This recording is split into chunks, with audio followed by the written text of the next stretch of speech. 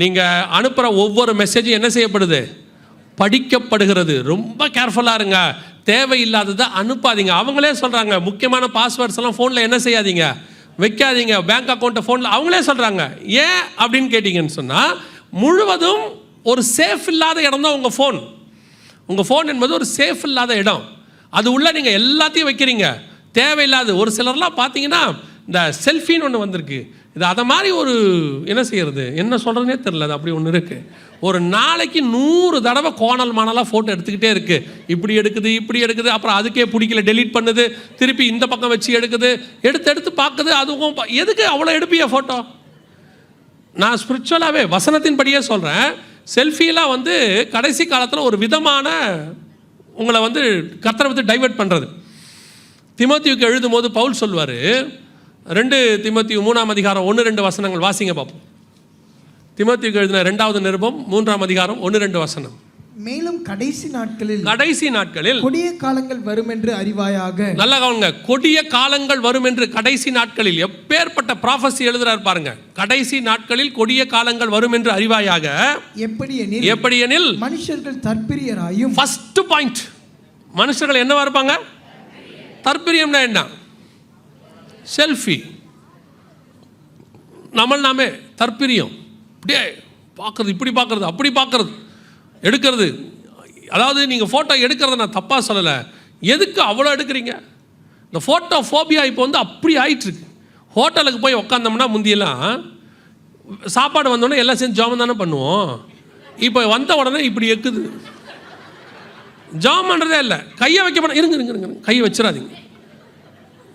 எடுத்து உடனடியாக ஸ்டேட்டஸோ இல்லை யாருக்கோ, பத்தியா வி ஆர் இன் மெக்டொனால்ட்ஸ்.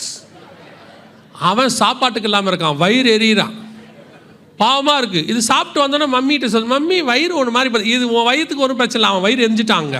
அவன் பார்க்குறான், நல்லா மொக்குது, நல்லா தின்னுது, எப்படி இருக்குது பாருங்க. போனவொடனே அப்படி எடுத்தவொடனே ஹோட்டலில் சாப்பிட்றதே இல்லை இப்போல்லாம். எல்லாத்தையும் வச்சுட்டு வரிசையாக வச்சுட்டு டாப் ஆங்கிளில் வேறு எடுக்கிறாங்க உட்காந்து. எடுத்து போடுவி. அதாவது நீங்கள் ஃபோட்டோ எடுக்கிறது ஒரு அளவு வேண்டாமா? ஏன் எடுக்கிறோம், எதுக்கு எடுக்கிறோம்? அன்றைக்கி ஒரு ஆள் ஸ்டேட்டஸ் வச்சுருக்காரு, நான் பார்த்தேன். நாங்கள் குடும்பமாக கொடைக்கானல் போகிறோம். யாருக்கு வச்சார் இந்த ஸ்டேட்டஸு? நான் நினைக்கிறேன் அந்த ஊர் திருடனுக்கு. நாங்கள் யாரும் வீட்டில் இல்லை, நீங்கள் வேணால் விசிட் பண்ணிட்டு போங்க, ஃபேமிலியாக நாங்கள் ஊருக்கு கிளம்பிட்டோம். எதுக்கு அப்படி ஒரு ஸ்டேட்டஸ் வைப்பிய?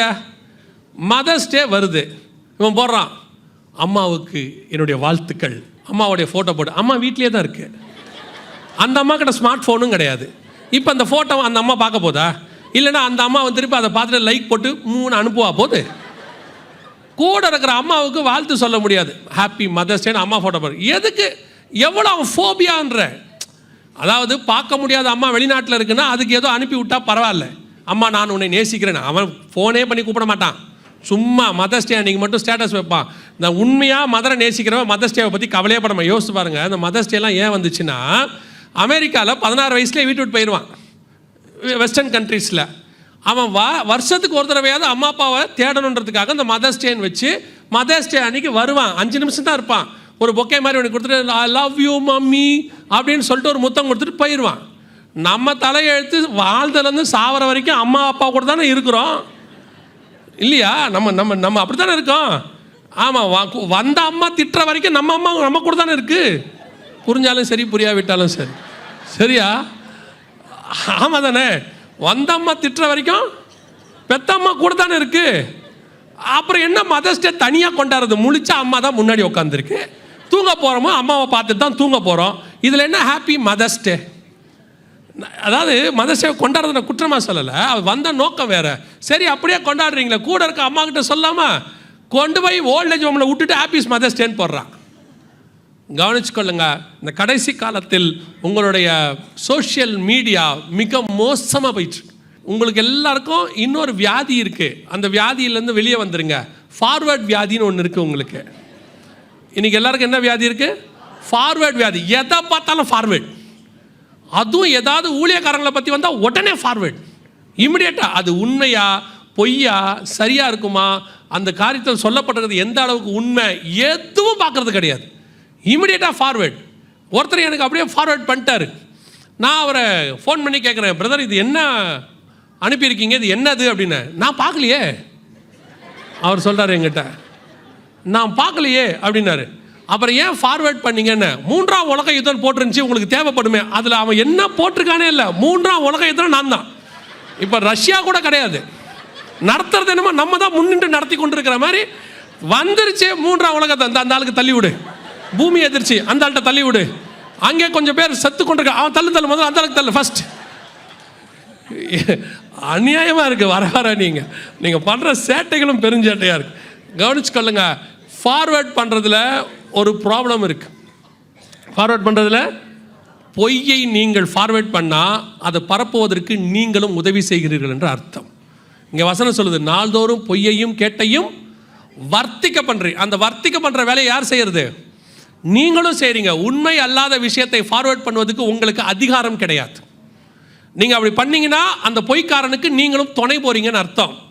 பைபிள் நம்மளை ஃபார்வேர்ட் பண்ண சொன்னது ஒன்று தான், நீங்கள் போய் சகல ஜனங்களுக்கும் சுவிசேஷத்தை பிரசங்கிங்கள். அதான் கர்த்தர் சொன்னது. நீங்கள் வேற ஒரு காரியத்தை ஃபார்வேர்ட் பண்ணுறதுக்கு என்ன கிடையாது, அனுமதி கிடையாது. முதல்ல தப்பான விஷயத்தை ஃபார்வேர்ட் பண்ண ஆள் நல்லா கவனிச்சு பாருங்கள். ஏதேனில் கர்த்தர் எவ்வளோ அழகாக கேட்குறாரு பாருங்கள்.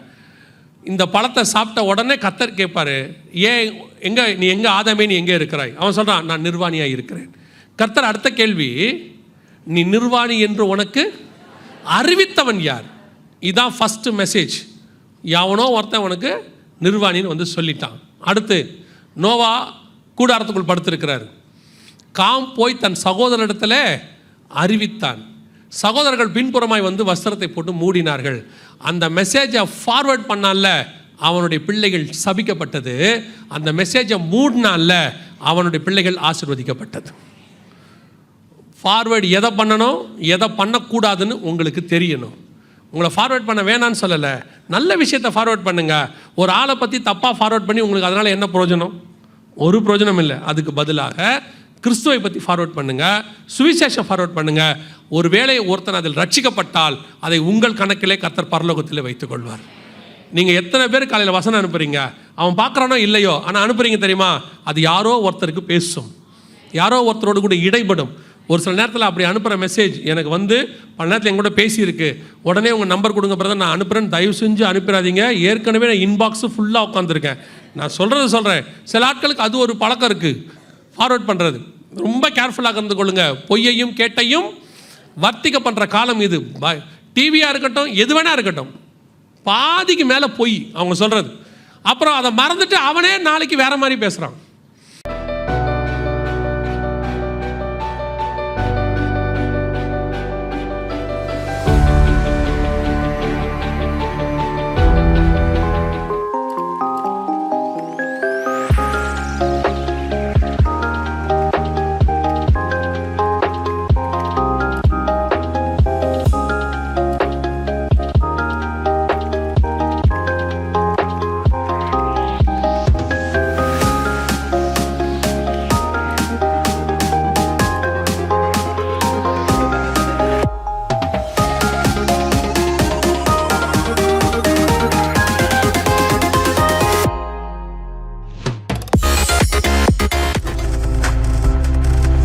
நீங்கள் பார்த்துக் கொண்டிருப்பது உங்கள் ஜாய் டிவி. உங்கள் துக்கம் சந்தோஷமாய் மாறும்.